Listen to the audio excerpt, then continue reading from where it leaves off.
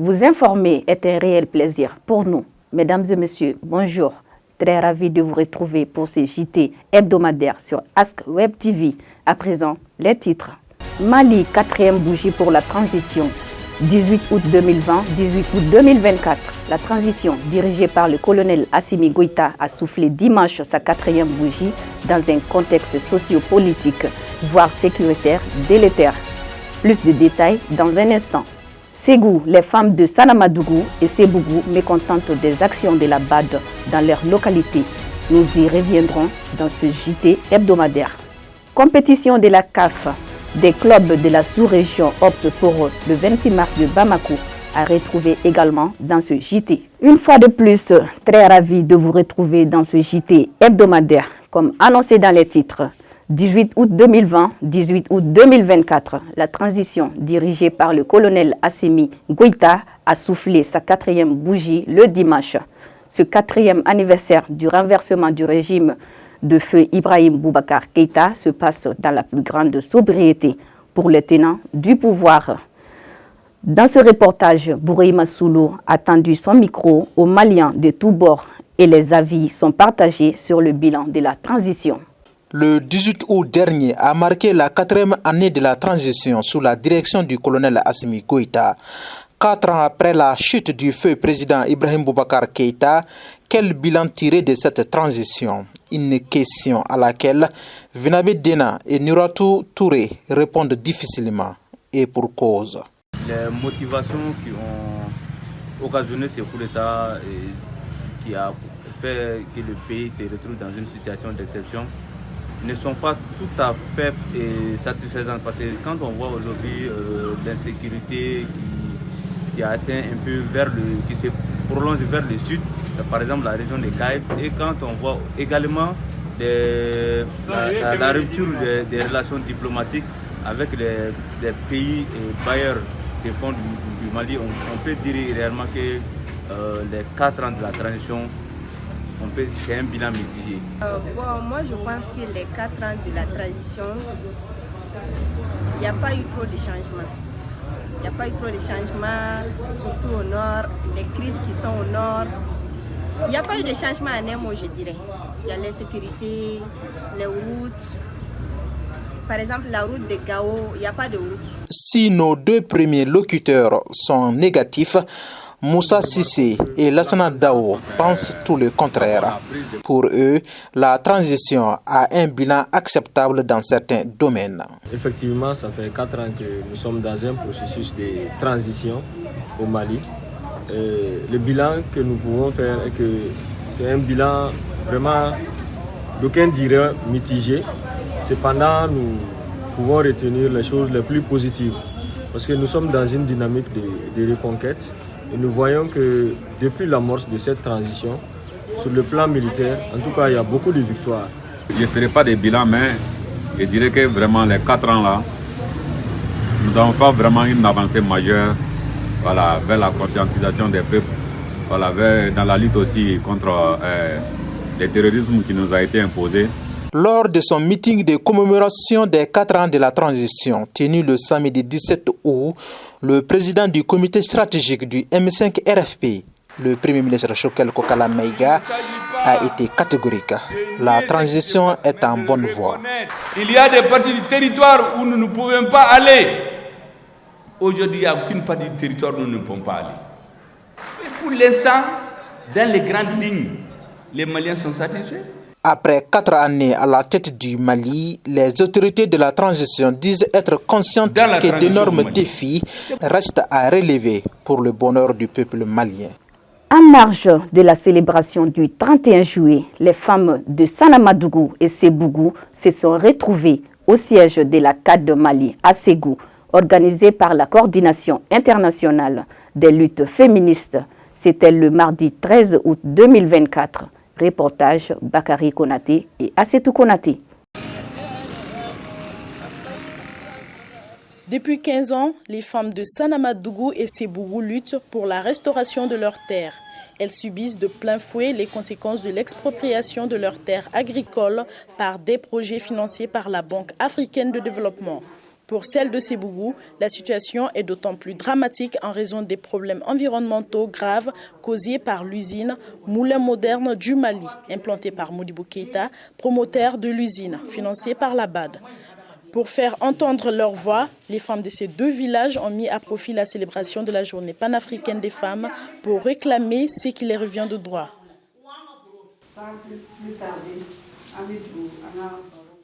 Aujourd'hui, on s'est réunis avec les femmes de Sanamadougou et de Sébougou pour vraiment se mobiliser et se donner la main pour vraiment dénoncer les méfaits que le projet Moulin Moderne du Mali M3 a causé à nos différentes communautés, qui sont les femmes de Sanamadougou et de Sébougou. C'est dans le cadre des activités du 31 juillet 2024. Ces victimes d'expropriation de terres ont, avec le soutien de la Coordination internationale des luttes féministes, décidé de faire entendre leur voix à travers une lutte acharnée, afin de récupérer leurs terres agricoles qui les servent de source de revenus. An bɛ kungo kɔnɔ sigi kan fɛn wɛrɛ la dɛ, an y'a kanu sɛnɛ n'an ka baganw, an bɛ baara k'a kɔnɔ, an b'u mara a kɔnɔ, an bɛ lafiya. Kungo kɔnɔ bɛɛ y'a dɔn lafiya t'a kɔnɔ. N'i y'a ye bɛɛ ye boli ka duguba kɔnɔna ɲini, duguba kɔnɔna sɛgɛn ka bɔ, a balo san ka bɔ dɛ, nka boli ka na in dɛ, o de man di anw ye, anw bɛ to an ka sɛnɛ in kan yen. A y'a lajɛ, a ka bɛnkɛ, a ka cogoya, a ka Sanamadugu muso, a k'u lajɛ k'u ka dugukolo d'u ma. An tɛ foyi nɔfɛ an ka dugukolo in kɔ.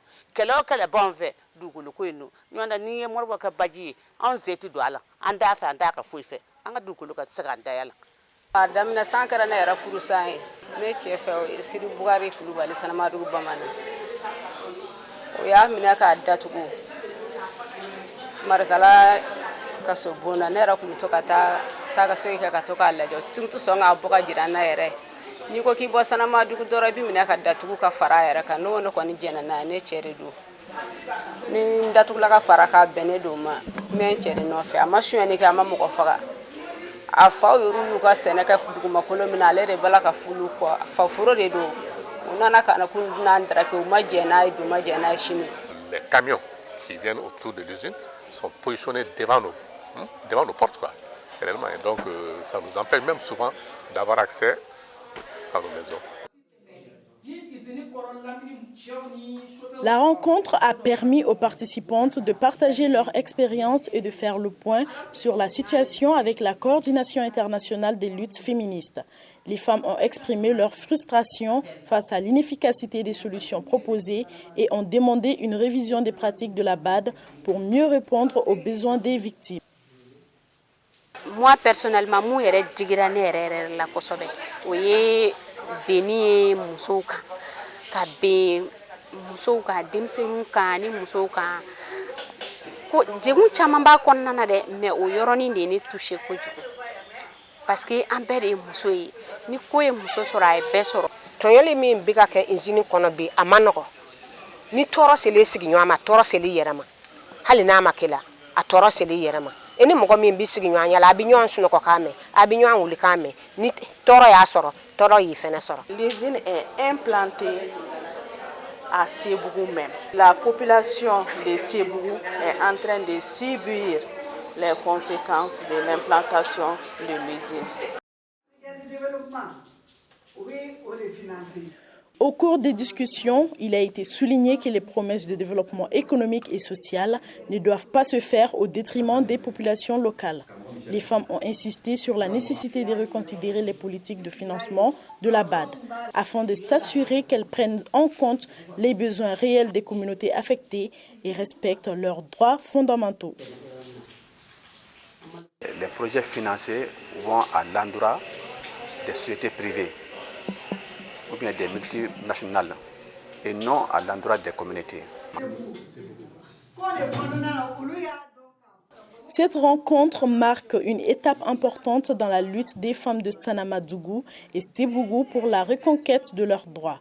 Elles espèrent que leurs revendications seront prises en compte par la Banque africaine de développement afin qu'elle puisse prendre les mesures concrètes pour réparer les torts causés. Pour ces femmes, la bataille est loin d'être gagnée. Elles l'entendent poursuivre jusqu'à la victoire au grand bonheur des différentes familles des deux localités. Elles ont planifié des actions pour la continuité de la lutte qui sont entre autres la mise en place d'un comité de coordination composé des femmes des deux communes, organiser des actions de plaidoyer, d'interpellation auprès des autorités, des actions en synergie avec d'autres organisations locales, nationales et internationales. Au Mali, particulièrement à Bamako, les librairies jouent un rôle essentiel dans l'épanouissement du savoir et favorisent la convivialité parmi les élèves. Elles constituent des espaces d'apprentissage privilégiés où le savoir se partage et se cultive. Cependant, avec l'avènement du numérique, ces espaces du savoir ont tendance à perdre de l'affluence. Suivons ce reportage de Daniel Dambili. À Bamako, les librairies sont des lieux de savoir et de culture qui jouent un rôle essentiel dans le partage de connaissances. Elles rassemblent une grande variété de livres, revues, journaux et parfois même des supports numériques accessibles à tous. Avec l'évolution du numérique, là, pratiquement toutes les grandes choses sont téléchargeables à travers les sites. Pour la librairie actuellement, nous avons beaucoup de problèmes parce que les gens n'aiment pas beaucoup lire, quoi. Si ce n'est pas seulement les enfants du premier cycle, bon, et quand même, ils sont obligés d'acheter les livres pour la lecture en classe. Mais pour les lycées, c'est un peu difficile. La rentabilité est moins par rapport aux autres années. Dans un monde de plus en plus digitalisé, les librairies restent des bastions de culture écrite, offrant une expérience tangible et sensorielle que le numérique ne peut offrir. Elles permettent aussi de conserver et de transmettre la mémoire collective en archivant des œuvres littéraires, historiques, scientifiques et artistiques. La lecture physique, c'est pour moi toujours mieux que la lecture numérique avec le téléphone. Pourquoi? Il y a quelques raisons à cela. C'est vrai, je peux avoir ce livre sur téléphone. Je peux l'avoir en PDF et le lire. Mais avec le téléphone, j'ai des distractions. J'ai beaucoup de distractions. En réalité, les gens ne le savent pas, hein, mais les téléphones, les ingénieurs qui ont conçu ces téléphones l'ont fait pour nous distraire, pour ne pas qu'on le lâche. Les librairies sont bien plus que des simples magasins de livres. Elles sont des lieux vivants de partage et de transmission du savoir indispensables à l'épanouissement intellectuel et culturel de la société. Football pour boucler ce journal. Pour faute de terrain non homologué par la Confédération africaine de football CAF, les clubs de la Guinée et du Burkina Faso ont choisi le stade du 26 mars de Bamako pour y recevoir leurs adversaires dans le cadre des compétitions de Ligue des champions et Coupe de la Confédération africaine de football de la CAF. Le premier à recevoir sur le gazon a été le FC Milo de Kankan de la Guinée. Il était face au FC Nouadhibou de la Mauritanie, un match qui prit fin par le score de 0 but partout. Suivons ce reportage de Vinabé Dena. Dans le cadre des compétitions des Ligues des champions et Coupe de la Confédération africaine de football de la CAF, plusieurs clubs de la sous-région ont choisi la capitale malienne pour y effectuer leur rencontre.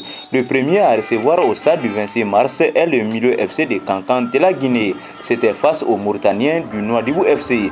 Une rencontre sous une fine pluie qui s'est soldée par le score de 0 but partout. Le Milo FC a apprécié le choix du Mali. Le Mali et la Guinée déjà partagent beaucoup de choses ensemble et comme l'a dit un des présidents du Mali, la Guinée et le Mali forment le même poumon dans un même corps et aujourd'hui nous tissons de très très bons rapports entre les deux gouvernements et sans compter les deux fédérations aussi qui tissent de très très très bons rapports mais ce qui a surtout prédominé c'est la proximité qu'il y a aujourd'hui entre la Guinée et le Mali surtout si on voit ce qu'a produit le club Milo, on est vraiment satisfait et nous sommes rassurés qu'au match retour nous sortirons gagnants Inch'Allah. Les occasions créées de part et d'autre n'ont pas permis aux deux équipes de scorer. Au stade du 26 mars, le Milo FC avait beaucoup de supporters. nous n'avons pas senti cette délocalisation, c'est vrai, parce que regardez à la tribune, il y avait plus de supporters de Milo que même ceux qui ont payé les billets. Donc nous nous sommes sentis chez nous. Depuis notre arrivée à Bamako ici, les autorités maliennes, les sportives maliennes nous ont entourés de tous les soins. On était vraiment dans toutes les conditions pour ne pas perdre ce match. Mais vous savez, ce sont des jeunes. Certains jouent pour la première fois à la Ligue des Champions. Ils étaient tellement crispés, ils ont voulu tellement bien faire qu'ils se sont mis la pression. On s'est créé énormément d'occasions, mais le finish nous a manqué. Outre le milieu FC de Cancan, le Afia de Conakry, l'AS Douane et l'Étoile filante de Ouagadougou, tous du Burkina Faso, effectuent leur confrontation sur cette pelouse du stade du 26 mars de Bamako. C'est tout pour ce JT hebdomadaire. Merci à vous de l'avoir suivi et à très bientôt. D'ici là, portez-vous bien et excellente suite de programmes sur Ask Web TV.